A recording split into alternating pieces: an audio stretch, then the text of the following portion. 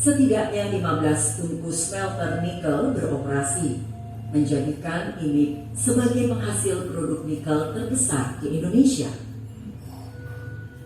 Pesatnya perkembangan industri nikel membuat ini menjadi pengolah nikel terbesar di Indonesia tahun 2018 dengan presentase 50%. Sebelumnya, pengolahan nikel di Indonesia selalu didominasi oleh fail input. Namun pesatnya perkembangan industri nikel tidak membuat kehidupan lebih baik bagi beberapa orang, malah sebaliknya. Kalau kita keluar jam 5 jadi dan pagi, mulai sebelum pagi jam 4 sudah berangkat. Sampai jauh, dia pas siang di tempat air. Jangan sampai berapa jam itu. Nah, di situ sampai di situ, kalau sampai di tempat yang jauh, itu ada berhasil. Saya pulang kemari, ya bisa di jam 6, ya paling cepat pun jam 5, saya ada di rumah kembali. Itu butuh modal besar Pak, oleh karena bahan bakar sudah banyak. Kalau dulunya hanya 1 liter, sekarang sudah 10 liter tidak cukup Pak. Berapa dapat ikannya dijual, pendapatan sehari berapa, kemudian setelah ada perusahaan bisa dibandingkan. Kalau itu memang agak menurun jauh. Oleh karena kalau dulu itu saya punya pendapatan di satu malam air atau siang itu, ya paling tidak kalau 300-400 ribu kalau pendapatan. Tapi dia ada juga pada perusahaan sekarang, kasihan Pak. Tinggal di Kurisa, datanglah perusahaannya begitu, sangat-sangat menggembirakan kepada kami. Karena tanggapan kami, perusahaan ini membuka lapangan kerja kepada masyarakat miskin. Ternyata apa sekarang? Bukan membuka lapangan kerja kepada masyarakat miskin, malah membahayakan kepada masyarakat. Kenapa? Sekarang masyarakat kehilangan pekerjaan, kehilangan pencarian. Mata pencariannya yang tempatnya mengolah, tempatnya mencari ikan, mencari nafkah sudah dikuasai oleh perusahaan sekarang. Nah itu yang kami rasakan di sini Pak. Seolah-olah kali masyarakat miskin ini kehilangan pekerjaan, kehilangan pencarian. Oleh karena apa? Karena adanya perusahaan. Dia sudah kabur laut kami. Jadi hak kami sekarang sudah diambil oleh perusahaan. Kami sisa jadi penonton sekarang masyarakat. Hal yang menjadi sorotan hari ini adalah terkait rencana pembuangan limbah tailing ke dasar laut. Nah, seperti yang saya sudah singgung tadi bahwa menurut pemerintah mereka punya semangat untuk mengatasi krisis iklim, mengatasi permasalahan-permasalahan lingkungan yang diakibatkan oleh penggunaan energi fosil secara besar. Tapi di sisi lain ada praktek pembuangan limbah tailing yang kita ketahui bahwa China, Tiongkok yang merupakan negara asal dari Xinjiang tergabung dalam satu konferensi internasional yang juga mereka menolak terkait praktek-praktek pembuangan limbah tailing ke laut. Nah, pertanyaannya, kenapa dia sebagai negara yang menyepakati agreement itu akan melakukan praktek pembuangan limbah tailing ke Indonesia? Tadi kan teman-teman sudah mendengar ya, bahwa Cina salah satu negara tergabung dalam satu kesepakatan begitu, ada 51 negara yang menyepakati untuk tidak membuang limbah ke laut. Tapi di Indonesia dia akan mempraktekkan itu. Nah, tailing ini adalah limbah yang dihasilkan dari produksi baterai, merupakan lumpur padat yang mengandung bahan kimia berbahaya yang rencananya akan dibuang ke laut.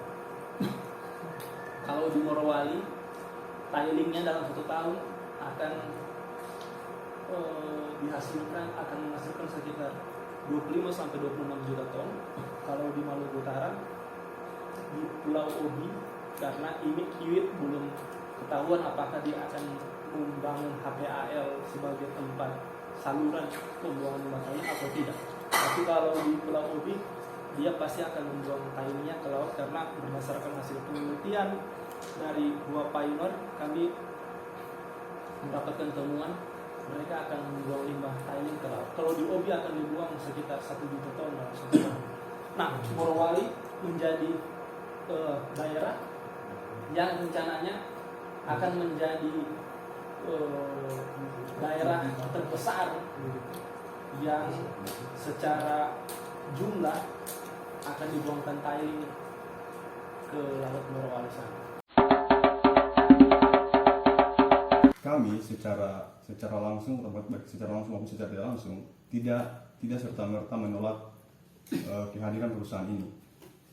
Biar bagaimanapun dia memberikan dampak baik secara langsung maupun tidak langsung. Artinya begini, dia memberikan dampak kalau misalnya ya dengan hadirnya ini tidak bisa mempekerjakan orang-orang di atas umur yang sudah lansia, artinya ada peluang-peluang ekonomi yang bisa dikerjakan. Misalnya apa? Kayak perdagangan, membuat kos-kosan mungkin, meskipun tidak secara langsung dia berikan dampaknya perusahaan. Nah, dengan situasi yang seperti ini, kami tidak menolak. Artinya segala sesuatu yang mereka kerjakan harus punya impact juga kepada masyarakat. Artinya ya dalam hal ini CSR misalnya, dalam hal lingkungan misalnya ya kayak misalnya kalau misalnya sudah habis diserobot ataupun sudah habis digunduli, dieksploitasi lahannya, ya harus dihijaukan kembali seperti itu mungkin. Artinya ya tanggung jawab perusahaan untuk kembali memberikan lingkungan yang baik terhadap masyarakat setelah mereka mengeksploitasi segala hal. Ya itu tadi, dengan mengerjakan kewajiban mereka. Seperti misalnya memberdayakan masyarakat. Contoh misalnya kayak persoalan petani, nelayan, yang seharusnya pemerintah maupun perusahaan harus jeli melihat persoalan ini. Artinya tidak semua orang bisa kerja di dalam. Ada batasan umur, ada kriteria misalnya pendidikan, dan masyarakat lokal tidak semua bisa masuk bekerja di dalam. Nah, pemerintah dan perusahaan harusnya bisa melihat orang-orang yang tidak bisa diakomodir ini harus diberdayakan. Nah, ini yang terus kita coba kerjakan bersama-sama, baik mahasiswa maupun masyarakat yang ada di sana. Bagaimana terus melakukan tekanan kepada pemerintah dan perusahaan agar kemudian selalu berkewajiban memberikan kesejahteraan terhadap masyarakat lokal itu. Kemudian yang selanjutnya persoalan pembuangan limbah tailing ini. Sempat kami diskusikan bersama teman-teman mahasiswa yang ada di Jogja terkait persoalan ini, limbah tailing. Kalau persoalan pembuangan limbah tailing itu sebenarnya ada dua, bisa di laut dan bisa di darat. Kalau yang di darat kita bisa lihat yang di Brazil, itu di sana dibuat bendungan, dam istilahnya dalam pembuangan limbah tailing ini, dibuat bendungan menampung semua limbah tailing ini di darat. Tapi konsekuensi terbesarnya adalah kalau misalnya dam ini misalnya terjadi gempa atau hal-hal yang bisa merusak, otomatis akan lebih besar pengaruhnya seperti itu. Nah, dengan pertimbangan seperti ini, kalau misalkan kita tidak mengiyakan untuk limbah tailing dibuang di lautan, ya otomatis di darat tuh seperti itu. Ya, tapi konsekuensinya adalah kita tahu bersama di Morowali itu punya lempeng aktif yang sering kita dengar itu metano, yang otomatis kalau misalnya kita punya solusi untuk misalkan dibuang di darat, kalau tidak minta dengan ada nanti gempa besar dan kemudian bisa merubuhkan ini bendungan, otomatis dampaknya akan lebih besar.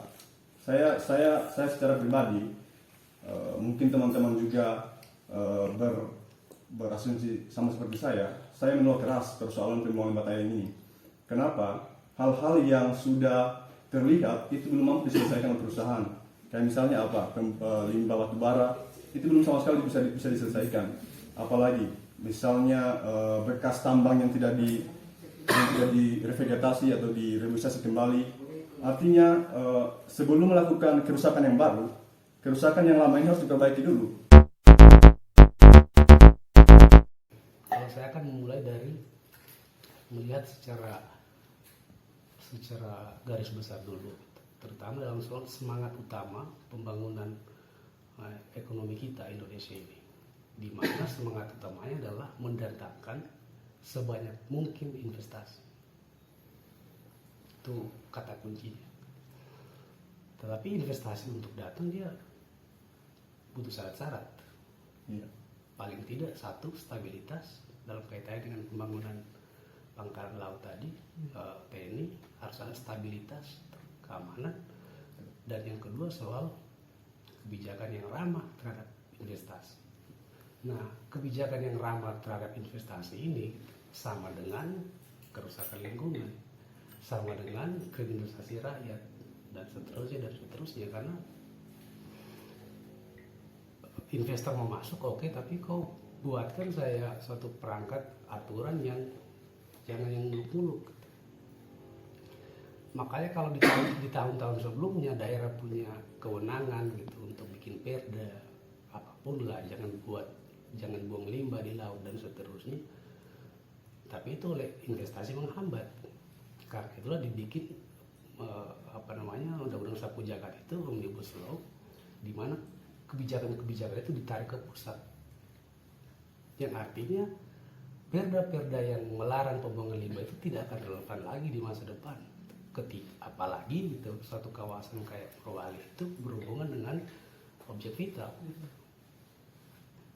Dan itu artinya Pemda tidak akan berdaya. Pemda Morowali tidak akan berdaya. Provinsi Sulawesi Tengah tidak akan berdaya, itu karena pusat maunya begitu.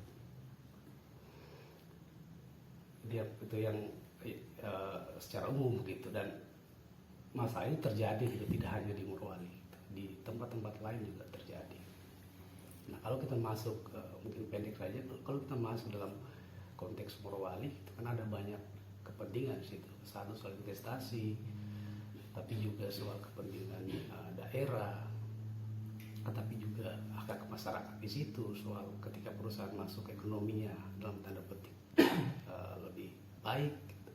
Walaupun juga itu harus dihitung ya, bukan dengan asumsi, karena misalkan begini, katakanlah tidak bisa dari nominal, gitu. Nominal 100.000 5 tahun yang lalu secara real, gitu. 100.000 5 tahun lalu bisa beli apa, dengan 100.000 5 tahun setelahnya atau sekarang bisa beli apa. Jadi tidak dilihat dari nominal, tapi dari pendapatan real, gitu. Pendapatan real masyarakat, betulkah ketika perusahaan masuk ada peningkatan secara real, gitu, daya beli masyarakat itu, atau hanya nominalnya yang bertambah tapi daya belinya tidak kemana-mana, gitu. Itu juga harus dilihat. Nah, terakhir mungkin apakah kita menolak sama sekali soal kawasan industri itu? Mungkin paling moderatnya tidak, ya. Kita masih butuh baterai itu karena akan memproduksi untuk infrastruktur kendaraan listrik yang lebih ramah lingkungan dan seterusnya. Masyarakat butuh pekerjaan dan seterusnya. Tetapi karena logika utamanya adalah apapun akan dilakukan oleh pemerintah asal investasi bisa masuk, logika itu yang bermasalah. Tetapi kalau pembangunan smelter atau kawasan, tetapi juga dia memperhatikan dampak-dampak lingkungan, misalnya kayak soal limbah, ada solusi lain, tidak harus dibuang di laut. Karena oleh penelitian misalkan limbah-limbah itu bisa jadi material untuk batako, ya, karena teknologinya sudah memungkinkan. Tetapi kan masalahnya kalau pengelolaannya begitu, perusahaan butuh mengeluarkan lebih banyak biaya. Nah, logika bisnis tidak, gitu. Nah, mau tidak pemerintah gitu menekan perusahaan gitu untuk mengalokasikan dana yang lebih gitu untuk ya pengelolaan limbah, tidak hanya main gampang buang ke laut. Apakah pemerintah berdaya untuk itu? Dan di beberapa tempat saya kira juga kita tidak bisa selalu berprasangka baik sama pemerintah, karena pemerintah juga suka nakal gitu. dia bisa mengatakan menolak kalau dekat-dekat pilkada.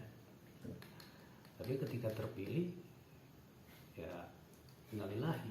Atau dia akan menolak, tapi menolak untuk meminta, untuk bergen. Dan saya kira tidak hanya pemerintah, gitu, aktivis-aktivis mahasiswa, gerakan-gerakan masyarakat juga begitu, gerakan-gerakan CSR dan seterusnya. Jadi apa yang paling minimal bisa kita kerjakan itu dengan sumber daya yang kita punya, paling tidak ada kita secara sabar dan menyampaikan ke masyarakat itu bahwa ada dampak-dampak lain yang perlu kita sadari. Gitu.